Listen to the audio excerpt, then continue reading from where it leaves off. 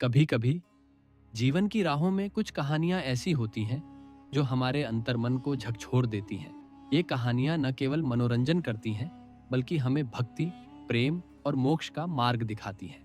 आज मैं आपके सामने लाया हूं एक ऐसी ही पवित्र कथा, एक भाई की कहानी जिसने अपने पापी भाई को प्रेत योनि से मुक्ति दिलाई। यह है गोकर्ण की कथा। एक ऐसी कहानी जो सिखाती है कि सच्ची भक्ति और प्रेम यहाँ तक कि सबसे अंधेरे पथ पर भटकी आत्मा को भी प्रकाश की ओर ले जा सकते हैं। नमस्ते मेरे प्रिय श्रोताओ, आपका स्वागत है इस पवित्र कथा के सफर में। शास्त्रों में कहा गया है, जो कथा पूरी सुनी जाए वह जीवन को पुण्य और शांति से भर देती है। इसलिए इस कथा को पूरे मन और श्रद्धा से सुने। अगर आपके हृदय में अपनी माँ, अपने परिवार या भक्ति के लिए प्रेम है तो इस वीडियो को लाइक करें, सब्सक्राइब करें और कमेंट में लिखें जय श्री हरि। आइए इस पवित्र यात्रा को शुरू करें। प्राचीन काल की बात है। दक्षिण भारत के एक छोटे से गांव में आत्मदेव नाम के एक ब्राह्मण रहते थे। वे विद्वान थे, धर्मनिष्ठ थे और उनके जीवन का आधार था सत्य और धर्म। उनकी पत्नी धारिणी एक सौम्य और सात्विक स्वभाव की महिला थी, लेकिन उनके जीवन में एक कमी थी, संतान सुख। वर्षों तक आत्मदेव और धारिणी ने संतान प्राप्ति के लिए हर संभव प्रयास किया। यज्ञ किए, व्रत रखे, तीर्थों की यात्राएं की, परंतु हर बार उन्हें निराशा ही हाथ लगी। आत्मदेव का हृदय टूट चुका था। उनके मन में एक ही विचार बार बार आता, क्या मेरे जीवन का यह दुख कभी समाप्त होगा? एक दिन हताश और दुखी आत्मदेव ने निश्चय किया कि वे अपने जीवन का अंत कर लेंगे। वे गांव छोड़कर वन की ओर चल पड़े, जहां उनकी मुलाकात एक तपस्वी संत से हुई। संत ने आत्मदेव की आंखों में देखा और कहा, हे ब्राह्मण, तुम्हें संतान अवश्य प्राप्त होगी, परंतु सुनो, यह संतान तुम्हारे कुल का नाश करेगी। क्या तुम इतना बड़ा जोखिम उठाने को तैयार हो? आत्मदेव स्तब्ध रह गए। उनका मन डर और आशा के बीच झूलने लगा। उन्होंने संत से प्रार्थना की, हे महात्मा, कोई उपाय बताइए। संत ने मुस्कुराते हुए कहा, सब कुछ विधाता के हाथ में है, धैर्य रखो। इधर धारिणी को यह भविष्यवाणी सुनकर भय हो गया। उसने अपनी बहन प्रभावती से उसका नवजात पुत्र मांग लिया। यह मेरे जीवन की सबसे बड़ी भूल थी, धारिणी ने बाद में स्वीकार किया। उस बालक का नाम रखा गया धुंधुकारी। कुछ समय बाद प्रभावती को एक और पुत्र हुआ, जिसका नाम रखा गया गोकर्ण। समय बीता, धुंधुकारी बड़ा हुआ, पर उसका स्वभाव क्रूर और पापी था। वह नशे में डूबा रहता, धन लूटता और माता पिता का अपमान करता। आत्मदेव और धारिणी का हृदय टूट गया। उनका पुत्र, जिसे वे अपनी संतान मानते थे, उनके लिए अभिशाप बन चुका था। धुंधुकारी की हरकतें दिन ब दिन बदतर होती गईं। उसने अपने पिता का धन लूट लिया और उन्हें घर से निकाल दिया।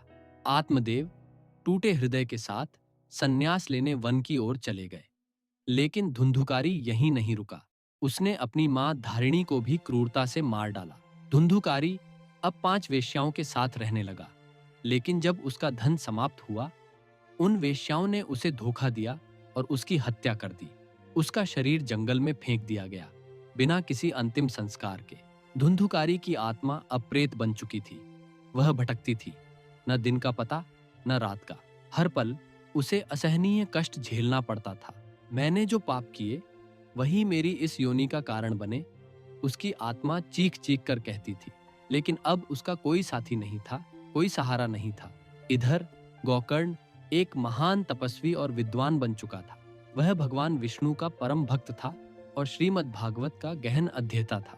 तीर्थ यात्रा के दौरान जब वह अपने गांव लौटा, रात के सन्नाटे में उसे एक भयावह चीख सुनाई दी, गोकर्ण, मेरे भाई, मुझे बचा लो, मैं प्रेत बन गया हूं, मेरी आत्मा तड़प रही है। गोकर्ण का हृदय कांप उठा। वह समझ गया कि यह उसके भाई धुंधुकारी की आत्मा है। मैं तुम्हें मुक्त करूंगा भाई, चाहे इसके लिए मुझे कितना भी तप करना पड़े। गोकर्ण ने गांव में श्रीमद् भागवत सप्ताह का आयोजन किया। उसने एक विशेष मंडप बनवाया जिसमें 7 बांस की गांठें थीं। हर दिन वह भगवान विष्णु की कथाएं सुनाता। उसकी आवाज में ऐसी शक्ति थी कि गांव के लोग ही नहीं, आसपास की आत्माएं भी वहां खींची चली आती थी। हर रात एक गांठ अपने आप टूट जाती। लोग आश्चर्यचकित थे। यह क्या चमत्कार है? वे पूछते। गोकर्ण मुस्कुराकर कहता, यह भगवान की कृपा है। यह कथा पापों का नाश करती है। 7वें दिन जैसे ही कथा समाप्त हुई, आकाश में एक तेजस्वी प्रकाश दिखाई दिया। एक दिव्य रथ उतरा और उसमें धुंधुकारी की आत्मा प्रकट हुई। अब वह शांत, शुद्ध और दिव्य थी। धुंधुकारी ने गोकर्ण को प्रणाम किया और कहा, भाई, तुमने मुझे मेरे पापों से मुक्त कर दिया। तुम्हारा प्रेम और भक्ति मेरे उद्धार का कारण बनी। आकाशवाणी गूंजी, गोकर्ण, तेरा नाम युगों युगों तक अमर रहेगा। तूने सिद्ध कर दिया कि भक्ति से बड़ा कोई धर्म नहीं। यह कथा हमें सिखाती है कि भक्ति में वह शक्ति है जो सबसे बड़े पापी को भी मोक्ष का मार्ग दिखा सकती है। कोई कितना भी पथभ्रष्ट क्यों ना हो, सच्चा प्रेम और श्रद्धा उसे वापस प्रकाश की ओर ले जा सकता है। तो आइए हम भी अपने जीवन में भक्ति का दीप जलाएं। हर कथा, हर प्रार्थना, हर पुण्य कर्म हमें और हमारे प्रियजनों को ईश्वर के करीब ले जाता है। यदि यह कथा आपके हृदय को छू गई हो तो इसे अपने प्रियजनों के साथ साझा करें। इस वीडियो को लाइक करें, सब्सक्राइब करें और कमेंट में लिखें। जय श्री हरि। आपके इस छोटे से कार्य से यह भक्ति और प्रेम का संदेश और अधिक लोगों तक पहुंचेगा। जय श्री हरि।